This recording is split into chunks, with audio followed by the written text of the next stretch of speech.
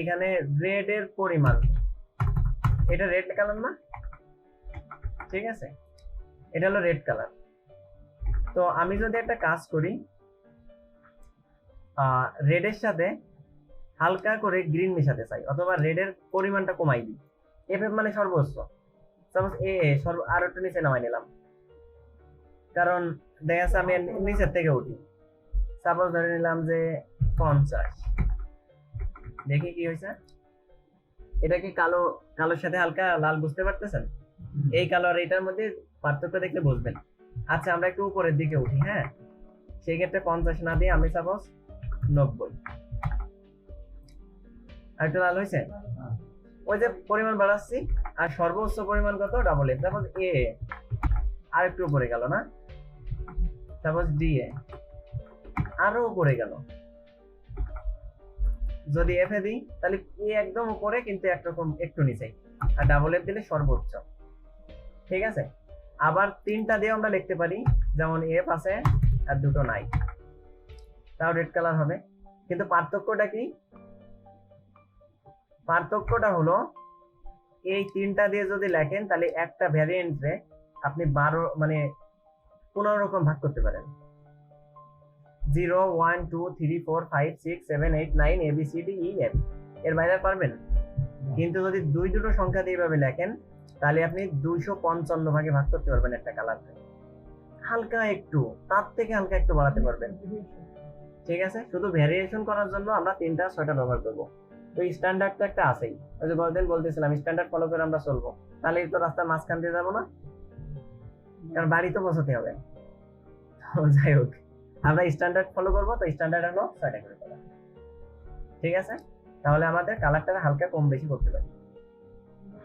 এখন কথা হলো রেড আছে, এর সাথে যদি গ্রিনের পরিমাণ হালকা করে বাড়াই দিই এরকম, দেখি কি কালার হয়েছে, দেখছেন হালকা একটু পরিবর্তন হয়েছে, এই রেড আর এই রেডের মধ্যে একটু পার্থক্য আছে, একটু বেশি বাড়াই।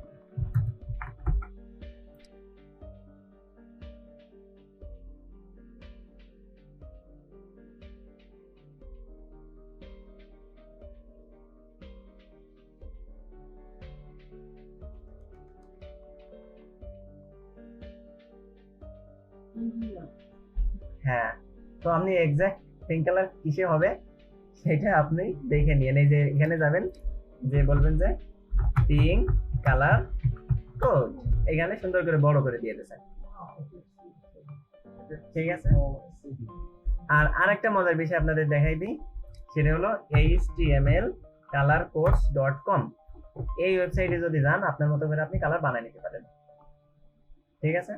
এই যে এখান থেকে আপনার মতো আপনি কালার এরকম বানাবেন, আর এই উপরে যে কোড আছে, কোডটা বসাই দিলে শেষ, কপি করে নিয়ে যাবেন। আচ্ছা প্যারামুক্ত না, এই যে এখানে বানানো আছে সুন্দর সুন্দর কালার, চোখে লাগবে না তেমন অনেক কালার আছে, দেখেন প্রত্যেকটা কালারের পুরো উপর থেকে নিচে পর্যন্ত যে ভেরিয়েশন আছে সেগুলো আছে, যে রেড কালার, তারপরে অন্য যে কালার আছে প্রত্যেকটা কালারের আপনি এখান থেকে যে কোনো একটা এরকম সিলেক্ট করে দেবেন, দিলেই যে হয়ে গেল। এই কালারটা সিলেক্ট করলেন সাপোজ করে, এই কালার কোডটা নিয়ে নিলেন, নিয়ে আপনি এখানে বসাই দিলেন, দিলে কি হবে, হয়ে গেল। আরো একটা সুবিধা আছে, এটা পর্যন্ত মনে করতেছেন যে এখানে মনে হয় শেষ, আরো আপনাদের এর থেকে আরেকটা সুবিধা আমরা দিই, সেটা হলো আপনি এখানে যাবেন, যায় পিক্সি ডাউনলোড, পিক্সি হলো একটা অ্যাপ্লিকেশন, নাটিওয়াররা বানাইছে, এই যে এরা নাটিওয়ার, তো এই নাটিওয়ারে যদি ঢোকেন, ঢুকে যে পিক্সি বিশাল বড় একটা অ্যাপ্লিকেশন, কয় কিলোবাইট, এই পোর্টেবলটা আপনি ডাউনলোড দিয়ে দেন, এক ক্লিক করেন হয়ে যায় ডাউনলোড। ডাউনলোড হয় পোর্টেবল মানে কি, ইনস্টল দেওয়া লাগে না, ক্লিক করলেই রান, সেটা পেন ড্রাইভে থাকুক বা যেখানেই থাকুক, এটারে আপনি এরকম ক্লিক করলেন, এই রান হয়ে গেল না। দেখেন এখন কোন কালার লাগবে বলেন সবাই, এই যে এই কালার লাগবে, এটা যে কালারের উপর নিচে দিয়েছেন সেই কালার হয়ে যাচ্ছে না। তো সাপোজ জুম এর যে কালারটা আছে এটাই নিলাম, তো নিলে আমায় দেখেন ওইখানে কিছু বলতেছে, এই দেখেন এরপরে নিলে বলবে কি বলতেছে, দেখেন তো, control alt C copy, control alt X কি করতেছে, colour mixer, control alt Z কি বলতেছে, ম্যাগনিফায়ার মানে জুম করা। আচ্ছা তাহলে কপির জন্য কি করব, কন্ট্রোল অল্টার সি, আমি এই জুমের পরে নিলাম, কালার দেখেন যে কোড তৈরি হয়েছে, হেক্সাডেসিমালের কোড উপরে, দ্বিতীয় 2 নম্বরে HTML কোড, 3 নম্বরে আরজিবি কোড তৈরি হয়েছে না? তো আমি কন্ট্রোল অল্টার সি কপি করে নিলাম, নিয়ে আপনি যদি এই যে এখানে যান যে পেস্ট করে দেন, এলো ওই কালার কোডটা, তাই না? এইটা হালকা একটু পরিবর্তন আছে।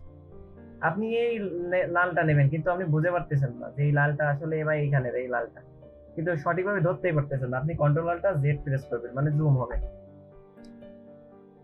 এই নিতে পারবেন না? এখন কন্ট্রোল অল্টা সি কপি হয়ে গেল, পরে এখানে পেস্ট করে দিলাম। ব্রাউজারে যদি যাই, এটাকে কেটে দিলে হচ্ছে, ব্রাউজারে যদি যাই রিলোড দিই, আর লাগে এটারে টেনে ধরে এরকম এক কোনায় রেখে দেবেন, এরকম যখন কাজ করবেন, ঠিক আছে? অথবা এটা টেনে ধরে এরকম এই জায়গা ছেড়ে দিতে পারেন। তো ছেড়ে দিলে যেরকম থাকবে পিং করা থাকবে, ঠিক আছে? বা ডাউনলোড দিয়ে টেনে ধরে ছেড়ে দেবেন, দিলে এরকম পিং করা থাকবে, আপনি পরে কাজ করার সময় ব্যবহার করতে পারেন। এরকম এই কোনা তো সাধারণত লাগে না, কোনো কাজে লাগে, এই জন্য এই কোনায় আপনি এরকম যে কোনো কালার যে কোনো সময় নিতে পারেন। ক্লিয়ার? আর লাগবে? তাহলে কালার করা তো মুখস্থ করারও কোনো দরকার নেই, কিছুর দরকার নেই, আপনার যেভাবে দরকার সেভাবেই কাজ করেন, ঠিক আছে? আর এইচটিএমএল কালার কোড এখান থেকে তো বানাতেই পারতেছেন, সুন্দর সুন্দর কোড অলরেডি আপনার সাজেস্ট করা আছে। ক্লিয়ার?